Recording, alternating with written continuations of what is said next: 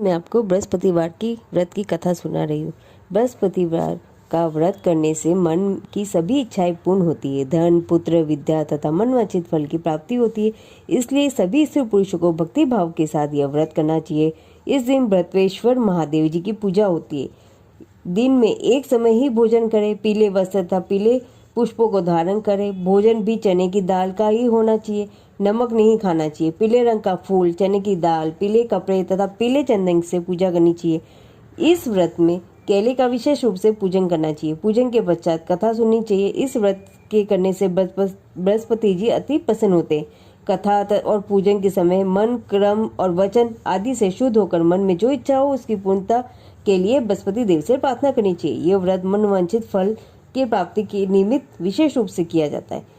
व्रत की पूर्णता पर तथा फल प्राप्ति के पश्चात व्रत का उद्यापन करना बहुत ही आवश्यक होता है। कथा। किसी गांव में एक साहूकार रहता था जिसके घर में अन्न, वस्त्र और धन आदि किसी भी कोई प्रकार की कोई कमी नहीं थी, किंतु उसकी स्त्री बहुत ही कुपना थी। किसी भिक्षार्थी को कुछ नहीं देती थी।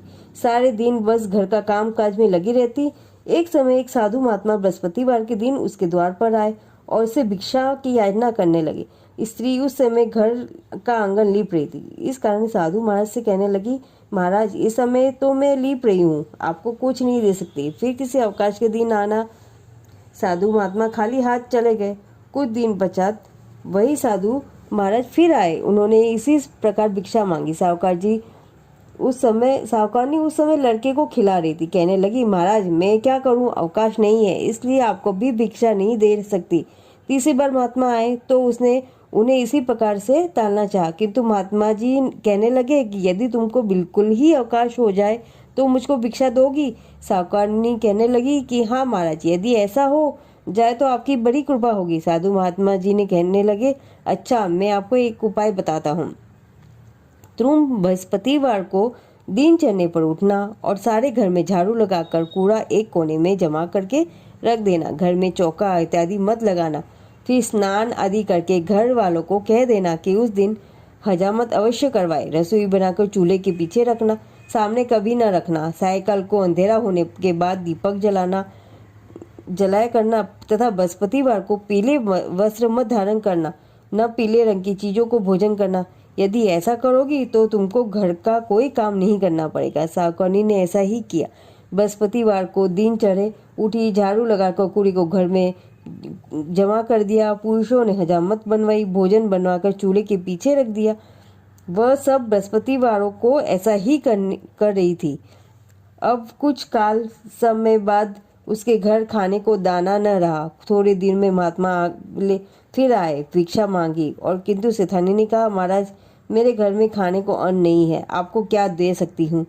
तब महात्मा ने कहा कि अब जब तुम्हारे घर में सब कुछ था तब भी तुम कुछ नहीं दे सकती थी, अब पूरा अवकाश हो गया है तब भी कुछ नहीं दे रही हो, तुम क्या चाहती हो वह कहो। तब सेठानी हाथ जोड़कर प्रार्थना की, महाराज अब कोई ऐसा उपाय बताओ कि मेरा घर पहले जैसा अन्न धान्य से परिपूर्ण हो जाए। अब मैं प्रतिज्ञा करती हूँ कि अवश्य ही ऐसा जैसा आप कहेंगे वैसा ही करूँगी।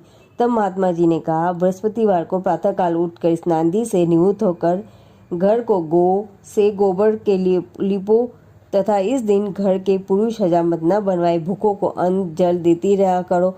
ठीक सायकाल दीपक जलाओ। यदि ऐसा करोगी तो भगवान बृहस्पति जी को कृपा से तुम्हारी सब मनोकामनाएं पूर्ण होगी। सेठानी ने ऐसा ही किया और उसके घर में धन धान्य वैसा ही हो गया जैसा कि पहले था। इस प्रकार भगवान बृहस्पति जी की कृपा से वह अनेक प्रकार के सुख भोग कर दीर्घ काल तक जीवित रही।